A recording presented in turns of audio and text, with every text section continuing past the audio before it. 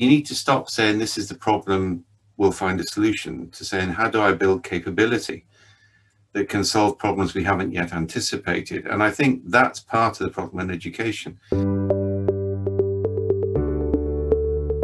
Hello and welcome to the Agile Innovation Leaders podcast. I'm Ola Ojako. On this podcast, I speak with world-class leaders and doers about themselves and a variety of topics spanning agile, lean innovation, business, leadership, and much more, with actionable takeaways for you, the listener. Dave, thank you for making the time for this conversation. I read in your latest book, the book Cynefin, Weaving Sense Making into the Fabric of Our World, which was released, I believe, in celebration of the 21st year of the framework. And you mentioned that in your childhood, you had a multidisciplinary upbringing, and which involved lots of reading. Could you tell us a bit more about that? Yeah, I think it wasn't uncommon in those days. I mean, I did science A-levels and mathematical A-levels. But the assumption was you would read every novel that the academic English class were reading. In fact, it was just unimaginable that you wouldn't know that and you wouldn't know the basics of history. So if you couldn't survive that in the sixth form common room, and the basics of science were known by most of the arts people as well. So that was common, right? And we had to debate every week at any rate. So every week you went up to the front of the class and you were given a card. And it had a subject in which side you were on, and you had to speak for 7 minutes without preparation. And we did that every week from the age of 11 to 18. And that was a wonderful discipline because it meant you read everything. Yeah. But also my mother both my parents were the first from working class communities to go to university. And they got there by scholarship or sheer hard work, against the opposition of their families. My mother went to university in Germany just after the war, which is extremely brave of her, as a South Wales working class girl. So you weren't allowed not to be educated. It was considered the unforgivable sin. Wow. Did it mean that she had to learn German because studying in Germany? She got A-levels in languages, so she went to university to study German, and she actually ended up as a German teacher, German and French. So she had that sort of background. And was that what influenced you? Because you also mentioned in the book that you won a £60 prize. Oh no, that was just fun. So Mum was very politically active. We're a South Wales Labour. Well, I know Plaid Cymru, but we were Labour. And so she was a local councillor. She was always politically active. There's a picture of me on Bertrand Russell's knee as a baby on a CND march. So it was that sort of background. And she was campaigning for comprehensive education and had a ferocious fight with Hayden Williams, I think, who was the director of education. It was really nasty. I mean, I got threatened upon my 11 plus. It got really nasty. Wow. And then, so when in the sixth form, I won the prize in his memory. It caused endless amusement in the whole county. All right. I think I partly won it for that, but that was for contribution beyond academic. So I was leading a lot of stuff in the community and stuff like that. But that form, because I had £60, and the assumption was you go and buy one massive book. And I didn't. I got Dad to drive me to Liverpool, went into the big bookshop there and just came out with, books were 2 and 6pence then. So you can imagine how many books I could get for £60. And I just took everything I could find on philosophy and history and introductory science and stuff like that and just consumed it. Wow. It seemed like you already knew what you wanted even before winning the prize money. You seem to have had a wish list. Because I think it's interesting. One of the big things in the EU Field Guide on Complexity, which we just issued, is you need to build. You need to stop saying this is the problem, we'll find a solution, to saying how do I build capability that can solve problems we haven't yet anticipated. And I think that's part of the problem in education. Because my children didn't have that benefit. They had a modular education. We did a set of exams at 16 and a set of exams at 18. And between those periods, we could explore it.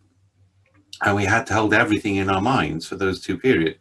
Whereas my children, it was do a module, pass a test, get a mark, move on, forget it, move on. So it's this very compartmentalized.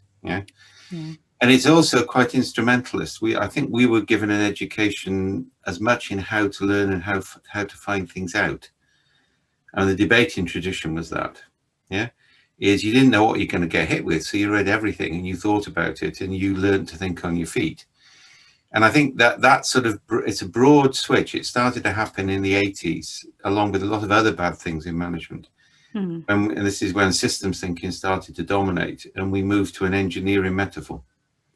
And you can see it in cybernetics and everything else. It's an attempt to define everything as a machine. And of course, machines are designed for a purpose, whereas ecosystems evolve for resilience. And I think that's kind of like where my generation were. And it's certainly what we're trying to bring back in now in terms of practice. Yeah.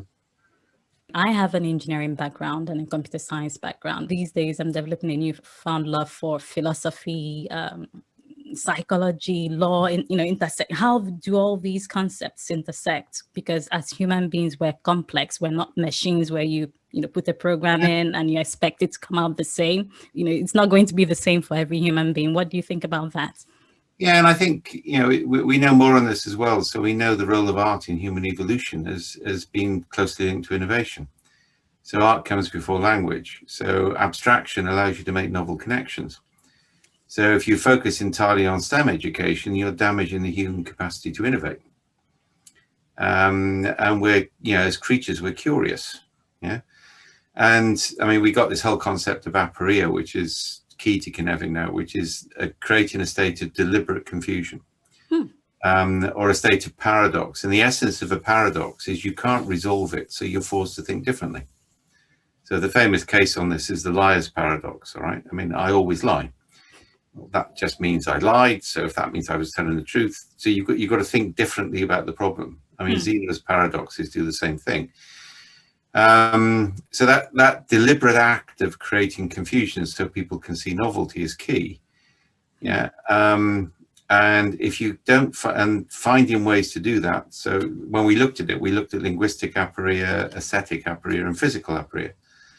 So I got one of the defining moments of insight on Cynefin was looking at Caravaggio's paintings in Naples, when I realized I'd been looking for the idea of liminality. And then it all came together, right? So those sort of trigger points require a more composite way of learning. I think it's also multiculturalism, to be honest. I mean, when I left university, I worked on the World Council of Churches program to combat racism. I'd like to know more about that. That's one of my questions. Well, my mother was a good atheist, but she made me read the Bible on the basis I wouldn't understand European literature otherwise. And the punishment she got is I became a Catholic. So. No, I mean, that was fascinating because I mean, I worked on Aboriginal land rights in Northern Australia, for example, and that was when I saw an activist was literally murdered in front of me by a security guard. And we went to the police and they said, it's only an Abo. And I still remember having fights in Geneva because South Africa was a tribal conflict with a racial overlay. I mean, Afrikaners, Matabele and Zulu arrived in South Africa together and wiped out the native population. And if you don't understand that, you don't understand the Matabele betrayal, you don't understand what happened. It doesn't justify apartheid. I think one of the reasons there was a partial reconciliation is it actually was a tribal conflict and the ritual actually managed that. Whereas in Australia, in comparison, it was actually genocide. Yeah, it wasn't prejudice, it was genocide. I mean, until 1970s, they were still taking half-breed children forcibly away from their parents and intermarrying them in homes to breed them back to white. And I think, I had a big argument. I argued this in the UK. I said one of the things we should actually have is bring back national service. I couldn't get the Labour Party to adopt it. I said, because it would undermine the Conservatives because they're the ones who talk about that sort of stuff. But we should allow it to be overseas. So if you put 2 years into working in communities which are poorer than yours, round about that 18 to 21-year-old bracket, then we'll pay for your education. If you don't, you'll pay fees because you proved you want to give to society. And that would have been, I think, it would have meant we'd have had a generation of graduates who understood the world because that was part of the objective. I mean, I did that. I worked in South Africa on the banks of the Zimbabwe on the audits of the refugee camps around that fight, and in Sao Paulo in the slums, some of the worker priests. you can't come back from that and not be changed. And I think it's that key formative period we need to give people. True. And like you said, at that age, when you're young and impressionable, it helps with broadening your worldview to know that the world is bigger than your father's it's compound. an even worse problem in Agile, because what you've got a whole class of mainly white males, and misogynism in Agile is really bad. It's one of the worst areas for misogynism still left, right, in terms of the way it works. I'm happy you're the one saying it, not me. Well, no, I mean, it is. I mean, it's quite appalling. So what you've actually got is largely a bunch of white male game players who spent their entire time on computers, who take Ayn Rand seriously after puberty. And that's kind of like a dominant culture. And that's actually quite dangerous, because it lacks cultural diversity, it lacks ethnic diversity, it lacks educational diversity. And I wrote an article for ITEL recently, which has been published, which said no engineer should be allowed out without a training in ethics, because the implications of what software engineers do now are huge. And the problem we've got, and this is a really significant, it's the big data problem as well. And you see it with the behavioral economists and the nudge theory guys, all of whom are at these large scale data manipulation, is that they're amoral. They're not immoral, they're amoral. And that's actually always more scary. It's this sort of deep level instrumentalism about the numbers are telling me what I need to say. And also, I mean, just building on what you've said, there are instances, for example, in artificial intelligence is really based on a sample set from a select group, and it doesn't necessarily recognize things that are called outliers, other races. It's worse than that. I mean, I've worked in that in all my life. I remember back 25 years ago, John Poindexter and I were on a stage in a conference in Washington. I mean, this was sort of early days of our work on counterterrorism. And somebody asked about black box AI, and I said, nobody's talking about the training data sets. And I'd worked in AI from the early days, all right? And the training data sets matter. And nobody's bothered. They just assumed, and you get people publishing books which say correlation is causation, which is deeply worrying, right? And I think Google is starting to acknowledge that, but it's actually very late. And the biases, and we were looking at a software tool the other day which said it can predict 85% of future events around culture. Well, it can only do that by constraining how executives see culture, so it becomes a self-fulfilling prophecy. And then the recruitment algorithms will only recruit people who match that cultural expectation, and outliers will be eliminated. There's a HBO film coming up shortly on Myers-Briggs. Now, Myers-Briggs is known to be a pseudoscience. It has no basis whatsoever in any clinical work, and even Jung denied it, even though it's meant to be based on his work. But it's beautiful for HR departments because it allows them to put the people into little categories. Boxes.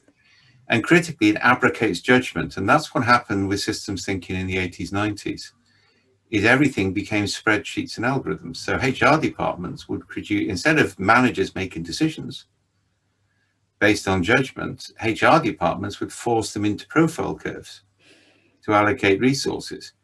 So actually, if you had a high-performing team, you were punished, because the assumption was teams would not have more than bell curve 10% high performers in it, all right? Yeah. And this sort of nonsense has been running in the 80s, 90s, and it coincided, the three things came together. One was the popularization of systems thinking. And unfortunately, it got popularized around things like process re-engineering and learning organization. So that was the hard end. And Sengi's pious cant was sort of the soft end of it, all right? But both of them were highly directional. It was kind of like leaders decide, everything follows, yeah? And that coincided with the huge growth of computing, the ability to handle large volumes of information. And all of those sort of things came together in this sort of perfect storm, and we lost a lot of humanity in the process. So do you think there's hope for us to regain the humanity in the process? Because it seems like the tide is turning from, I mean, there is still an emphasis, in my view, on systems thinking. However, there is the growing realization that we have, knowledge workers and people coming to the end of its dark cycle. Yes. Right? See that, all right? I can see it with the amount of cybernetics fanboys, and they are all boys who jump on me every time I say something about complexity, all right? So I think they're feeling threatened. And the EU Field Guide is significant because it's a government kind of like publication around effectively taking an ecosystems approach, not a cybernetic approach, right? And there's a book published by a good friend of mine called Terry Eagleton, who's, I don't think he's written a bad book, and he's written about 30 or 40. I mean, the guy just produces his stuff. It's called Hope Without Optimism. And I think, hope is, I mean, Maltman has just also published an update of his theology of hope, which is worth reading even if you're not religious. But hope is one of those key concepts, right? You should, to lose hope is a sin. But hope is not the same thing as optimism. In fact, pessimistic people who hope actually are probably the ones who'll make a difference because they're not naive, right? And this is my objection to the likes of Sharmaga and Sengi and the like, is they just gather people together to talk about how things should be. And of course, everything should be what, white MIT educated males think the world should be like. I mean, it's very culturally imperialist in that sort of sense. And then nobody changes because anybody can come together in a workshop and agree how things should be. It's when you make a difference in the field that it counts. You've got to create a micro difference. This is hyperlocalization. You've got to create lots and lots of micro differences, which will stimulate the systems. The system will change. I think three things have come together. One is COVID. The other is global warming. The other is, and I prefer to call it the epistemic justice movement, although that kind of like fits in with Black Lives Matter. But epistemic justice doesn't just affect people who are female or are black. I mean, if you come to the UK and see the language about the Welsh and the Irish, or the jokes made about the Welsh in BBC, all right?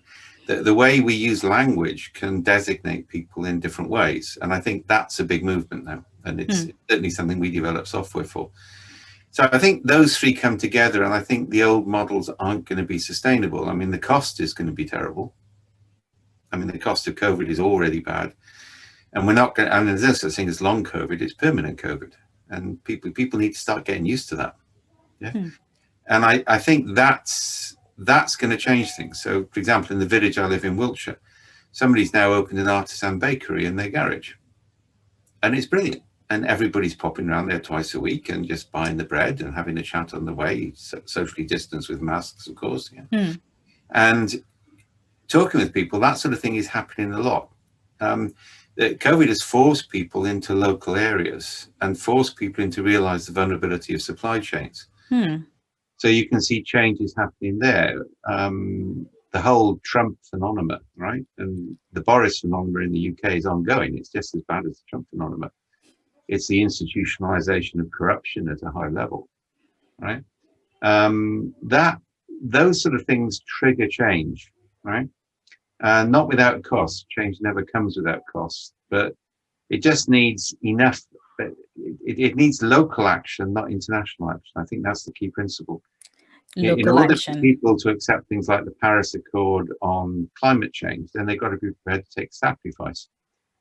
And it's too distant a time at the moment. It has to become a local issue for the international initiatives to actually work. And we're seeing that now. I mean, it sounds like, sorry to interrupt. So it sounds like what you're saying is, for the local action, for change to happen, it has to start with us as individuals. The disposition, no, not with individuals. Okay. That's actually a very North American, Northern European way of thinking, right? Okay. The fundamental kind of like basic identity structure of humans is actually clans, not individuals. Clans. Yeah. Extended families, clans, it's an ambiguous word. We actually evolved for those. And you need it at that level because that's a high level of social interaction and social dependency. And it's like, for example, right, I'm dyslexic, right? If I don't see, if the spelling checker doesn't pick up a spelling mistake, I won't see it.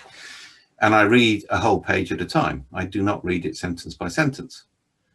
All right. And I can't understand why people haven't seen the connections I make because they're obvious, right?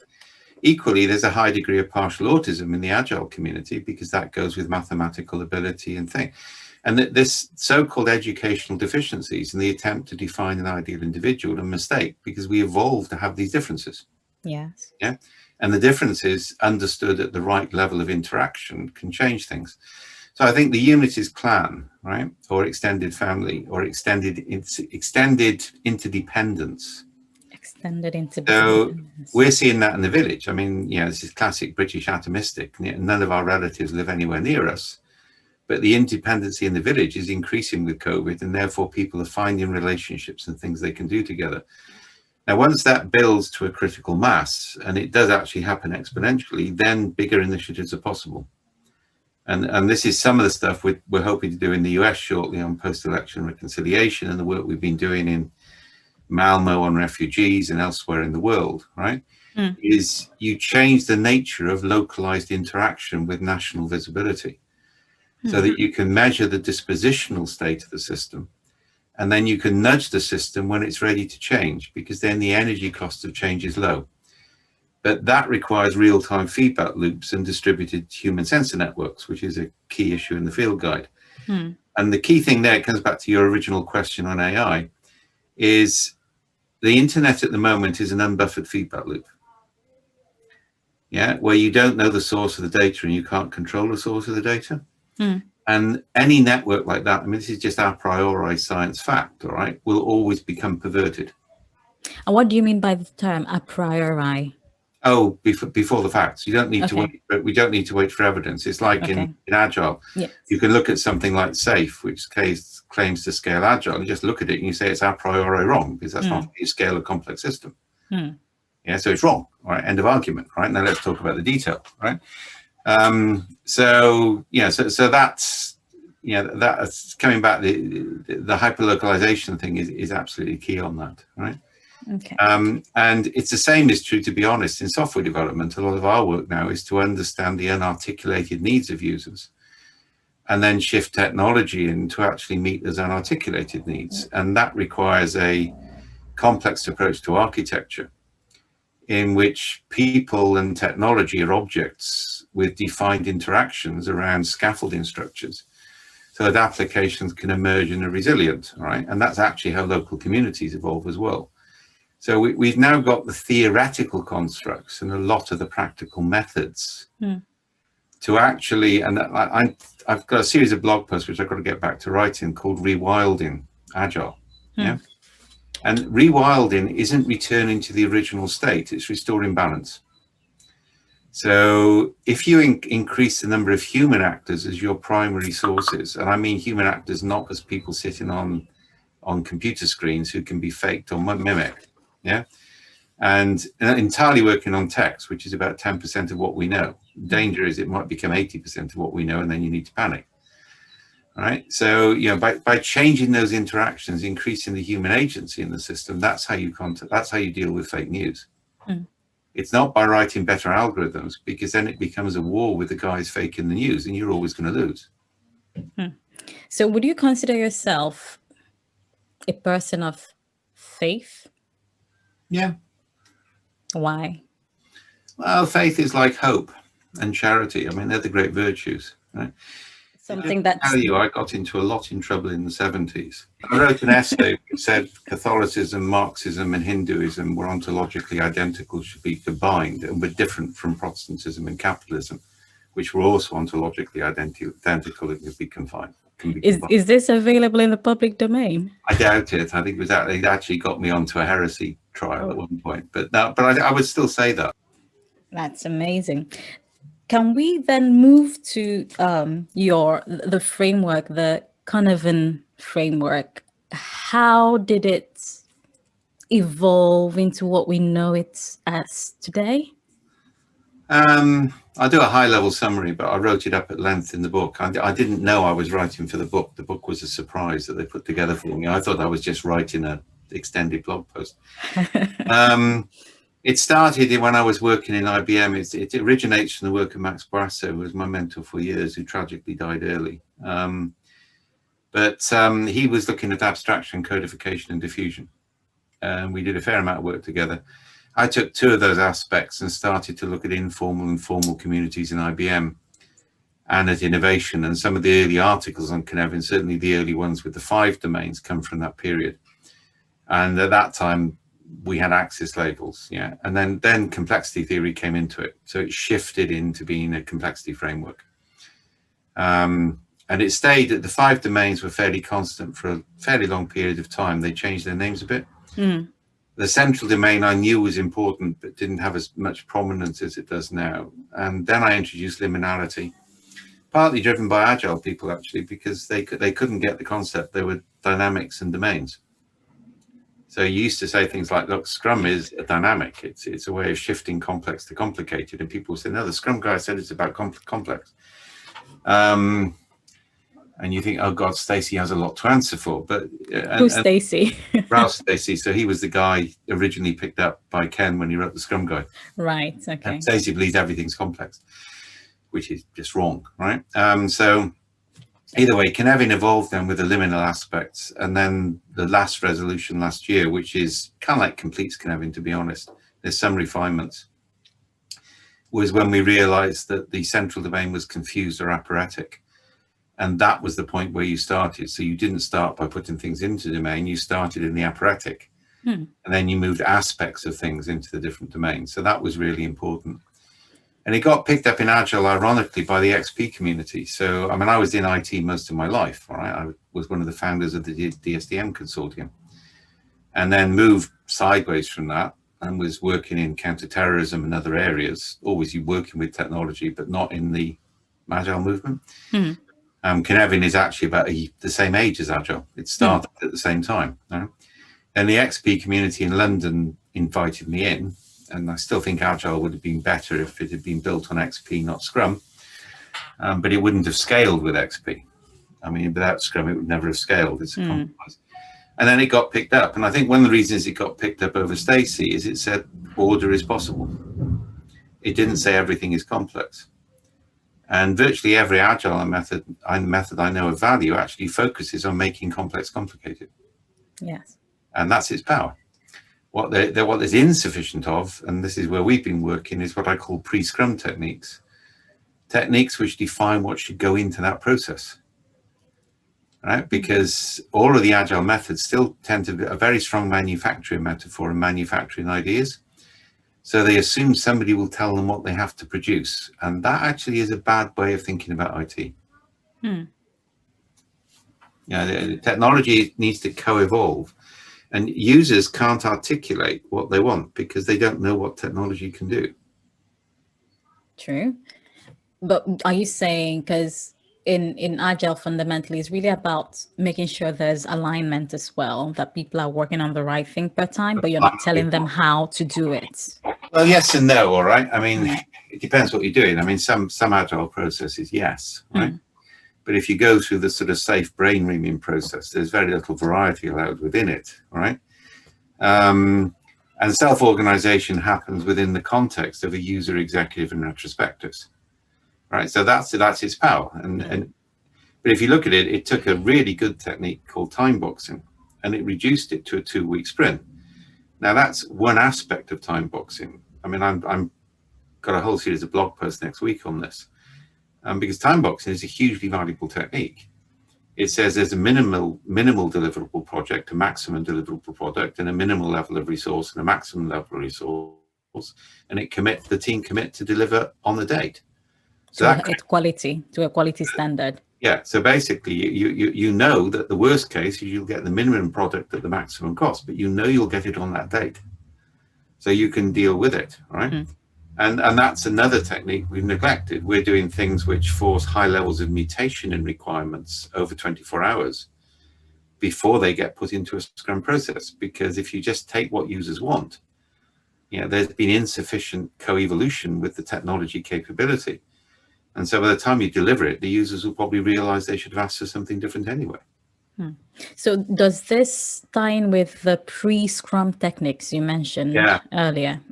So how can you articulate them? Is to say different methods sit in different places. And that's, again, my opposition to things like SAFe, to a lesser extent, less, and so on, right? Is they try and put everything into one bloody big flow diagram. Yeah. And that's messy, right? But it's a recipe, it's not a chef. What a chef does is they put different ingredients together in different combinations. So there's modularity of knowledge, but it's not forced into a linear process. So our work, and we just gone open space on our open source on our methods deliberately, right? In terms of the way it works, is I can take Scrum and I can reduce it to its lowest coherent components, like a sprint or a retrospective. I can then combine those components with components for another method.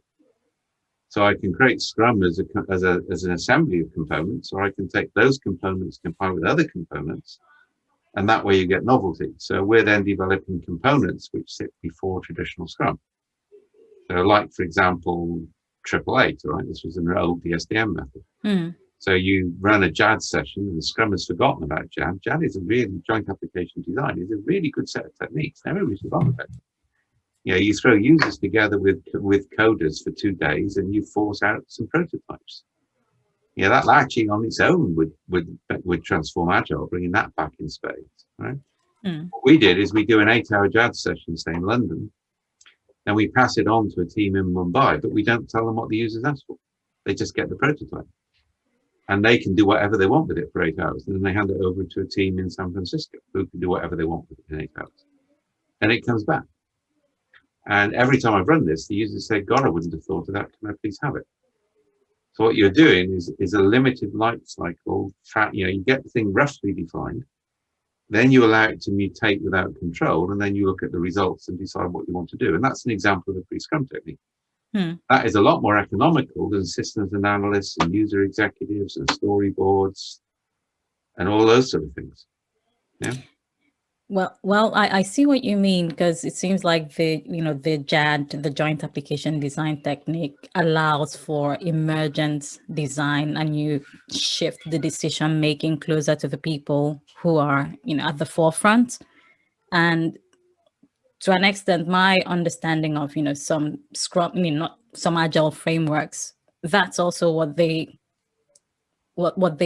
promote. Oh, they do and they don't, all right. I mean, a lot of them have picked up design thinking. It's quite interesting at the moment. If you look at Agile and you look at design thinking, they're both at the end of their life cycles. Why do you say that? Because they're being commodified. The way you know something is coming to the end of its life cycle, when it becomes highly commodified. You look at what Adeo are doing at the moment. Double Diamond is now a series of courses with certificates, and I mean, Agile started with bloody certificates, which is why it's always been slightly perverse in the way it works. I mean, this idea that you go on a 3-day course, you get a certificate, you read some slides every year and pay some money and get another certificate is fundamentally corrupt. But most of the Agile business is built on it, right? I mean, I've got 3 sets of letters after my name, but they all came from year-long or longer courses certified by a university, not from turning up on a course. Yeah, or satisfying a peer group within a very narrow cultural or technical definition of competence. So I think, and you can see that with design thinking. So it's expert ideation, expert ethnography, and it still falls into that way of doing things. Yeah, and you can see it. People are obsessed with running workshops that they facilitate, and that's the problem. I mean, the work we're doing on citizen engagement has no bloody facilitators in it. Because all the evidence is that the people who turn up are culturally biased to represent the facilitators' opinions. And the same is true if you want to look at unarticulated needs. You can't afford to have the systems analysts finding them because they see them from a particular perspective. And this is 101 science, all right? You do not see what you do not expect to see. We know that, all right? So you're not going to see outliers. And so the minute you have an expert doing something, it's really good, where the bounds of the expertise cover all the possibilities, and it's really dangerous. Well, that's not the case. So could you tell me a bit more about the unfacilitated sessions you mentioned earlier? Definitely not sessions. So we're doing a lot of work with trios at the moment. Okay. Trios. So defining roles. So for example, one of the things I would do and have done in IT is to put together young, naive, recently graduated programmer with older experienced tester or software architect. So somebody without any prejudice or preconceived idea. Yeah. Preferably with a sort of grandparental age group between them as well. I call it the grandparent syndrome. Grandparents say things to their grandchildren they won't tell to their children, and vice versa. So if you maximize the age gap, there's actually freer information for it. because there's no threat in the process. And then we put together with users trained to talk to IT people. So in about a month's time, I'll publish that as a training course. So training users to talk to IT people is more economical than trying to train IT people to understand users. To wrap up then, based on what you've said, about Cynefin and, the wonderful ideas behind Cynefin, how can leaders in organizations, in any organization, apply these in how they make sense of the world and, take decisions? Well, there's actually a sensible way forward now. So we've just published the EU Field Guide on managing the complexity. Okay. And that is actually, it's a sort of chef's guide. It has 4 stages: assess, adapt, accept, transcend. Within that, it has things you can do. So it's not a list of qualities, it's a list of practical things you should go and do tomorrow. And one of the things we're building at the moment with a lot of partners, because we won't try and control this needs to be open, is an assessment process that people will go through to decide where they are. So that's going to be available next week on our website. Oh, fantastic. For initial registration. Other than that, there's a whole body of stuff on how to use Cynefin. And as I say, we've just gone open source on the method. So the wiki is open source. Because from my point of view, we're now at the stage where the market is going to expand very quickly. And to be honest, I've always traditionally used Ken Schwaber as an example of this. The reason that Agile scaled around Scrum is he didn't make it an elite activity, which XP was. I mean, I love the XP guys, but they can't communicate with ordinary mortals. Yeah. It takes you about 10 minutes to tune into them, even when you know the field, right? And he made the Scrum Guide open source. And that way it spread, right? And I think that that's something which people just don't get strategically. In early stages, you keep things behind firewalls. When the market's ready to expand, you take the firewalls away fast. Because, I mean, you keep them behind firewalls initially to maintain coherence so they don't get diluted too quickly, or what I call hawks being made into pigeons. Yeah. But the minute the market is starting to expand, that probably means you've defined it. So you release the firewalls. So the ideas spread very quickly and you accept the degree of diversity on it. So that's the reason we put the wiki in place. Right. So are there any, books that you would recommend for anyone who wants to learn more about what you've talked about so far? There's a bit of irony on this. You normally produce the theory book, then the field book, but we done it the other way around. So Mary and I are working on 3 to 5 books which will back up the field guide. Is it Mary Boone? Mary Boone, I wrote the article with. Right? Yes. She knows how to write for American managers, which I don't, right? Without losing integrity. So that's coming, right? If you go onto the website, I've listed all the books I read. I don't think there are some very, very good books around complexity, but they're deeply specialized or academic. Gerara's book is just absolutely brilliant, but it's difficult to understand if you don't have a philosophy degree. And there are some awfully trite books around complexity. Nearly all of the popular books I've seen, I wouldn't recommend. Yeah. Small Groups as Complex Adaptive Systems is probably quite a good one. And that was published about 20 years ago. Yeah, but we got a book list on the website, so I would look at that. Okay. Thank you so much for that. And do you have any ask of the audience, and how can they get to you? I mean, we've open sourced the wiki, to create, and wikis need critical mass. So I was really pleased. We had 200 people volunteered to help populate it, so we could get all the methods in the field guide done. And they're actively working at that at the moment. All right. And on a call with them later. And to be honest, I've done 18-hour days for the last 2 weeks. Wow. But 8 hours of each of those days has been talking through the methods with a group of people who are codified. And that's actually given me a lot of energy because it's huge. So get involved. I think it's the best way. You best understand complexity by getting the principles and then practicing it. And the key thing, I'll leave this because this is the key metaphor. I mentioned it a few times. A recipe book user has a recipe and they follow it. And if they don't have the right ingredients and if they don't have the right equipment, they can't operate, or they say it's not true Agile. Yeah. A chef understands the theory of cooking and has got served an apprenticeship. So their fingers know how to do things. And we need a damn sight more chefs, which is the combination of theory and practice. And the word empirical is hugely corrupted in the Agile movement. Basically saying this worked for me, or it worked for me the last 3 times, is the most dangerous way of moving forward. Because things change, and what worked yesterday might not work. And you won't be aware of what worked or didn't work and so on. And there's some bias in that, wouldn't you say? Yeah. It's called inattentional blindness. Yeah. You can't avoid it. Great. And Dave, where can people find you? Are you on social media? Social media is Snowden. LinkedIn, Facebook, and Twitter. 2 websites: the Cognitive Edge website, which is where I blog, and there's a new Cynefin Centre website now, which is a not-for-profit arm. Okay. All these would be in the show notes. Thank you so much for your time, Dave. It's been a pleasure speaking with you. Okay. Thanks a lot. All right. Thank you. That's all we have for now. Thanks for listening. If you like this show, do subscribe at www.agileinnovationleaders.com. That's agileinnovationleaders.com, or your favorite podcast provider. Also share with friends, and do leave a review on iTunes. This would help others find this show.